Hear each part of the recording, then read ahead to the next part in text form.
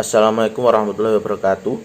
Perkenalkan, nama saya Muhammad Ali Yusuf Hizbullah, NIM 2081976. Di sini saya akan menjelaskan mengenai kesenian gajah-gajahan. Gajah-gajahan adalah salah satu bentuk pertunjukan rakyat Ponorogo selain reog. Jenis kesenian ini mirip dengan hadroh atau samproh klasik, terutama alat-alat musiknya. Perbedaannya adalah bahwa kesenian ini tidak memiliki pakem yang tetap, mulai alat-alat musik, gerak tari, lagu, dan bentuk musiknya berubah seiring perkembangan zaman. Perbedaan paling utama adalah hadirnya patung gajah yang terbuat dari kertas karton yang dilekatkan pada kerangka bambu.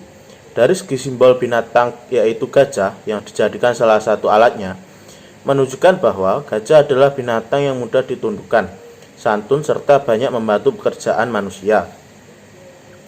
Pada awalnya, kesenian ini tersebar di lingkungan komunitas santri atau daerah seputaran musola atau masjid, terutama di daerah-daerah Siman, Melara, dan Jetis. Beberapa pimpinan komunitas gajah-gajahan belum bisa memberi keterangan tentang asal mula kesenian gajah-gajahan ini, karena dalam komunitas gajah-gajahan sendiri terdapat beberapa pendapat yang berbeda. Namun hampir dapat dipastikan bahwa awalnya kesenian ini memang dikembangkan oleh komunitas santri. Gajah-gajahan memang diciptakan bukan sebagai kesenian ritual, tetapi adalah hanya sebagai kesenian untuk menghibur masyarakat. Selain itu, juga memiliki fungsi merekatkan persaudaraan antar kalangan masyarakat santri. Kesenian gajah-gajahan yang dikembangkan kalangan santri saat itu di Ponorogo memang awal mulanya dilatar belakangi sebuah perebutan kekuasaan politik lewat instrumen kebudayaan. Reog yang saat itu telah mendarah daging bagi masyarakat Ponorogo menjadi sarana komunikasi yang efektif bagi rakyat. Maka tak mengherankan jika berbagai kekuatan politik pada tahun 1950-an sampai dengan 1660-an melirik reog sebagai instrumen untuk merebut massa. Berbagai organisasi kebudayaan dari partai-partai politik pun segera dikerahkan untuk berpacu memenangkan kuasa. Lembaga Kebudayaan Rakyat Lekra milik PKI, Lembaga Kesenian Nasional LKN milik PNI, Lembaga Seni Budaya Muslimin Indonesia (SBUMI) milik NU, dan Himpunan Seniman Budayawan Islam SBI milik Masyumi adalah lembaga-lembaga kebudayaan dari partai politik waktu itu yang berlomba merebut dominasi, khususnya dalam memenangkan kuasa dalam reog. Seiring dengan hal itu, suasana kehidupan di Ponorogo diwarnai dengan berbagai ketidaktertiban sosial dan munculnya gangguan keamanan. Belum lagi ditambah berbagai intrik politik yang sangat dominan sebagai determinasi pertarungan politik nasional. Akhirnya pada tahun 1958, Bupati Dasuki memerintahkan Bahwo bersama dengan Mbah Lurah Welut dan Mbah Rukiman untuk membantu pemerintah menertibkan keadaan di wilayah ini. Akhirnya Mbah Welut dan Mbah Rukiman mengumpulkan segenap orang-orang yang menonjol dalam olah kanuragan, istilahnya bolo ireng, untuk mendapatkan pengarahan dari bupati untuk mendapatkan wewenang guna mengatasi gangguan keamanan di Ponorogo. Setidaknya terdapat 126 bolo ireng yang mendapatkan kepercayaan dari bupati untuk menjadi bolosi daerah. Sebagai potensi sosial yang strategis, maka bolo ireng pun menjadi incaran dari berbagai kekuatan politik lokal, terutama PKI, untuk dijadikan saya politiknya. Namun, Bahwo yang saat itu sebagai ketua bolo ireng menolak kalau barisannya diajak masuk partai politik. Walau pada akhirnya Bahwo dan bolo ireng menjadi saya politik Golkar.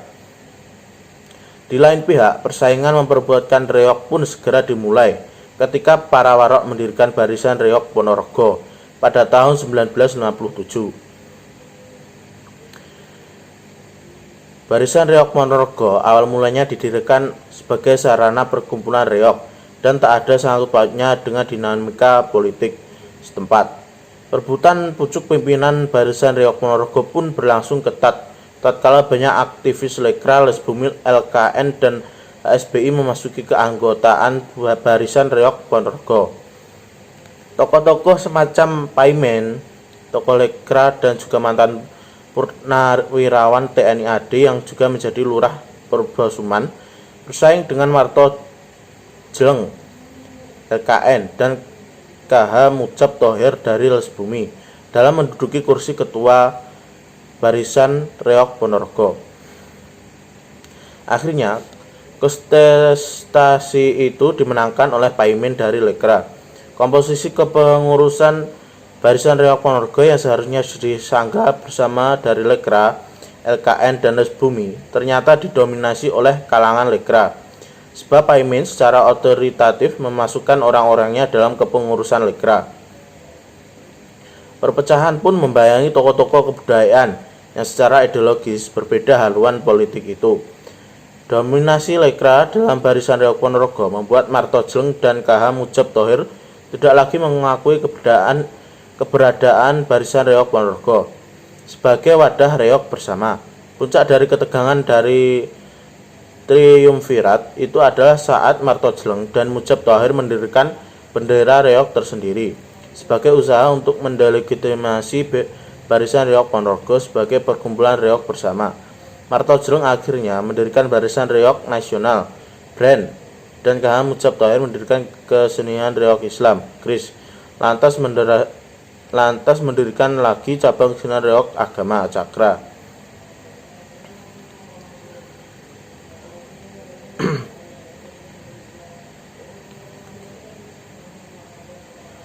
Keberadaan BRAN, KRIS maupun Cakra masih belum bisa menyaingi dominasi Barisan Reog Ponorogo dalam memperebutkan massa.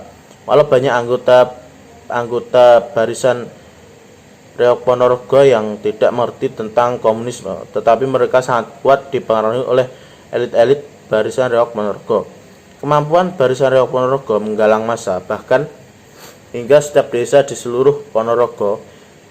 Jadi dapat dipastikan bahwa setiap desa memiliki grup reog yang berafiliasi dengan Barisan Reog Ponorogo.